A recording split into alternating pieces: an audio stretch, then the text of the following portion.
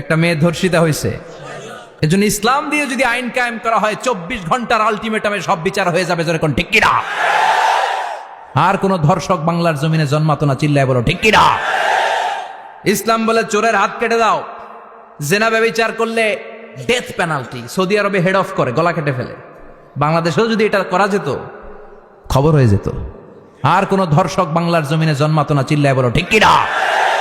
السارق والسارقة فاقطعوا أيديهما جزاء بما كسبا نكالا من الله والله عزيز حكيم. If anyone steal something very precious from the society, the government should cut down his right hand.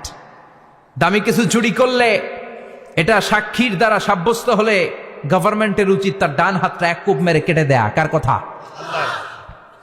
Banu মাখজুমিয়া গোত্রের এক মেয়ে মদিনাতে চুরিতে ধরা পড়ল। অনেক বড় ফ্যামিলির, ডিগনিফাইড শিল্পপতির মেয়ে। সাহাবারা বলল, এই মেয়ের হাত যদি বিশ্বনবী মদিনায় কেটে দেয়, মদিনাতে তো মারামারি লেগে যাবে। কে বলবে বিশ্বনবীর কাছে যে সুপারিশ করার ক্ষমতা কারো নাই?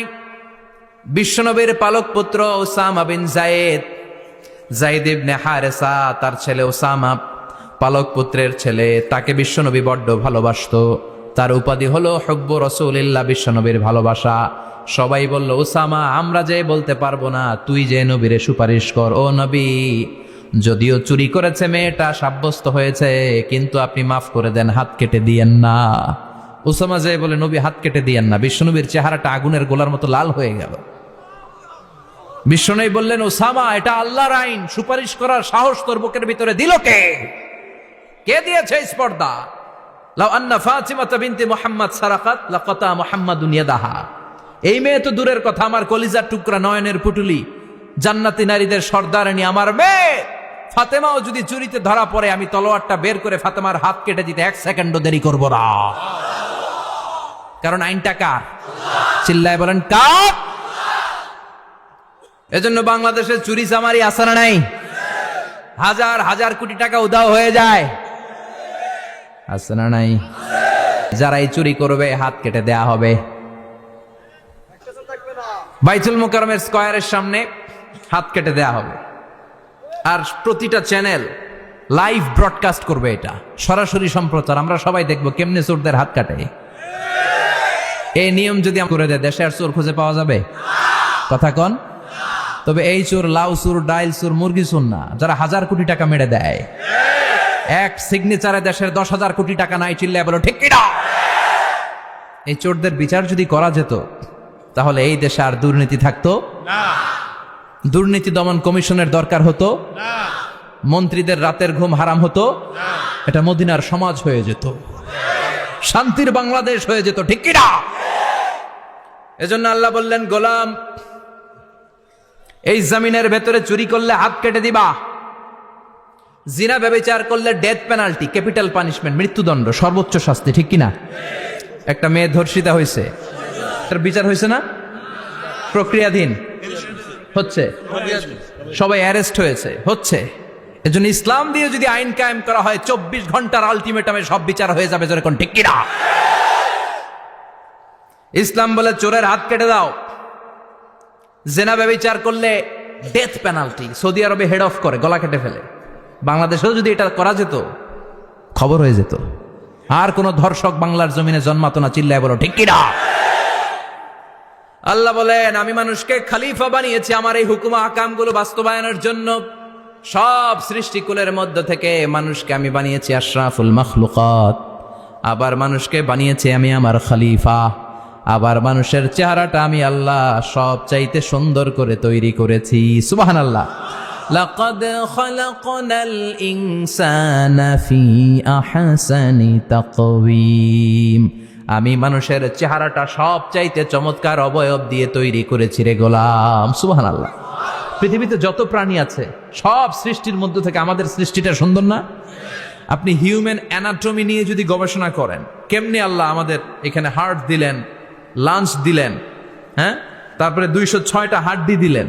হাড্ডিগুলো আবার ব্যান্ড করা যায়, দেখছেন? বাঁকা করা যায় না? এটা বাঁকা করা যায়। বাঁকা না করলে আপনি খাইতে পারতেন? ক্রিকেট যারা খেলো, পেস বল করতে পারতা? স্পিন বল, হ্যাঁ, অফিস স্পিন, লেগ স্পিন, কয় হুজুরও জানে কেমনে? এটি তোর থেকে শিখছি বেটা।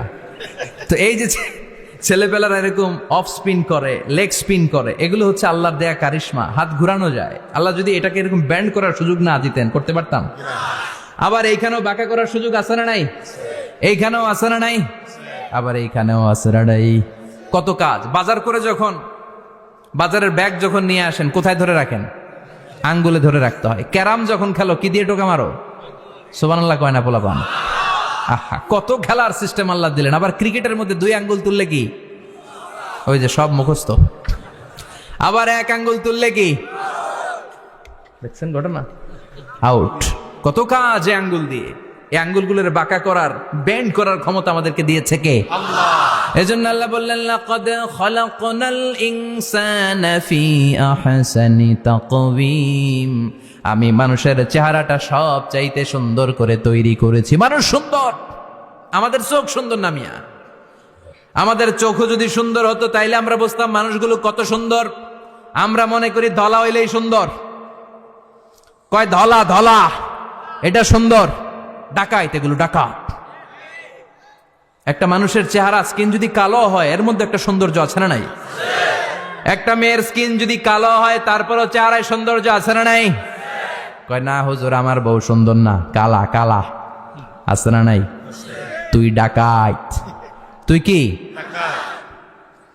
একজন মানুষের চেহারা যেরকমই হয় আপনি খেয়াল করে দেখবেন, তারপরও তার অবয়বের মধ্যে একটা এক্সট্রা অর্ডিনারিটি আছে। কারোর সাথে কারোটা মিলে না। সুবহানাল্লাহ পড়েন। এজন্য প্রতিদিন স্ত্রীরে বলবেন, স্ত্রী তুমি সুন্দরী, তুমি অনন্যা, তোমার চাইতে সুন্দরী গোটা বিশ্বে কেউ নাই। কইবেন না? মুরব্বীরা কয় না, কইতাম না, আগে কইয়া ফেলাইছি। এগুলো বলবেন। এগুলো বললে স্বামী স্ত্রীর মধ্যে ভালোবাসা বাড়াই দিবে কে? আল্লাহ। আমি প্রায় এগুলো বলি, উৎসাহিত করি যে স্বামী স্ত্রীর মধ্যে যে ভালোবাসাটা, এটা পবিত্র, এটা জান্নাতি। এই ভালোবাসা জান্নাতে শুরু হয়েছিল সাইয়েদনা আদম আর হাওয়ার মধ্য দিয়ে। চিল্লা এখন ঠিক কিনা? স্বামী স্ত্রী দুইজনে একের হাতের সাথে আরেকজনের হাত মিলালে হাতের সগীরা গুনাহ মাফ করে কে? আল্লাহ। স্ত্রীর চেহারার দিকে নজর করে তাকালে চোখের গুনাহ মাফ করে দেয় কে? আল্লাহ। স্ত্রীর জন্য প্রতি মাসে যে খরচ দেন, এই টাকাগুলো সদকা দেওয়ার সওয়াব আছে না নাই? স্ত্রীকে যে দামি দামি ভ্যানিটি ব্যাগ কিনে দেন, এটা তো সওয়াব আছে না নাই? কক্সবাজারে ঘুরতে নিয়ে গেলে সওয়াব আছে না নাই? ফুল কিনে দিলে সওয়াব আছে না নাই? ভালোবাসার গান শোনাইলে সওয়াব আছে না নাই? তোমারে লেগেছে কত যে ভালো, চাঁদ বুঝি তা জানে, রাতেরও আধারে দোসর হয়ে, তাই সে আমারে টানে, চাঁদ বুঝি তা জানে। ঠিক কিনা? আজকে পারবেন না শোনাইতে রাত্রেবেলা? পারবেন? পারবেন? পোলাপাইনরা কয় পারবো। তো কত বেটা বিয়েই হয় নাই, বিয়ার পরে শোনাইস। তো এই ভালোবাসার গানগুলো শোনালে নিজেদের মধ্যে একটা ইন্টিমেসি তৈরি হয়। বিশ্বনবীও এরকম স্ত্রীর সাথে খুনসুটি করতেন, ভালোবাসা করতেন। এটা হালাল, কিন্তু এটা জায়গা মতো না করে ভাবির লগে করলে মায়ের আছে না নাই? ভালোবাসার গান জায়গা মতো শোনাতে হবে। স্ত্রীকে ভালোবাসার গান না শুনিয়ে যদি চাচাতো বোনরে শোনাও, শালিরে শোনাও, পাড়ার মেয়েদের সাথে যদি টাঙ্কি মারো, ফিল্ডিং মারো, মায়ের আছে না নাই? তার মানে জায়গা মতো করলে সব সওয়াব। সুবহানাল্লাহ পড়েন। আর বিয়েটারে সহজ করে দিবেন। আমি তো সব জায়গায় বলি বিয়েটাকে সহজ করে দেন। আমরা বিয়েটারে কঠিন করে ফেলছি। একটা ছেলে এই দেশে 16 থেকে 18 বছর বয়সে ম্যাচিউরড হয়, কিন্তু ওরে বিয়ের পিড়িতে বসায় 32 বছর বয়স। তো বাকি 32 বছর কি আঙ্গুল চুষবে? কথা কন, কি করবে? ও যে পাপ কাজ করে, ও যে পর্নোগ্রাফি দেখে, ও যে মাস্টারবেশন করে, এগুলোর পার্সেন্টেজ গুনাহ মা বাবার আমল নামায় আছে না নাই? মা বাবার এত সহজে পার পেয়ে যাবেন না। ছেলে মেয়েগুলারে সময় হলে বিয়ে দিয়ে দেন। বিয়ের চেয়ে ভালো কাজ পৃথিবীতে আছে? যেই সমাজে বিয়ের খরচ বেড়ে যায়, ওই সমাজে জেনার খরচ কমে যায়। বিয়ে করতে লাগে 10 লাখ, জেনা করতে লাগে 500 টাকা। কথা কন। এজন্য জিনাকে সহজ করবেন না বিয়েকে সহজ করবেন? বিয়ের কথা কইলেই পোলারা কয় তুই নিজের পায়ে দাঁড়া। তো এতদিন ও কার পায়ে দাঁড়াইছে?